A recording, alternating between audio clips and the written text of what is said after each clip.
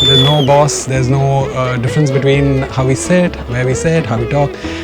It's easy, informal, friendly culture. We grooved and danced and showed that yes, the culture of togetherness breathes in completely, and we're super happy about it. We did a little bit of a dance-off when the office started to dance today. So we had a lot of fun to celebrate the International Dance Day. Initially it's a surprise, but later we also joined for and encouraging the co-workers. Hello, my name is Peter. That was a fantastic surprise what we had here because we have the International Dancing Day. This is something very close to our culture because we are hard-working together, but we also celebrate our togetherness and our friendship.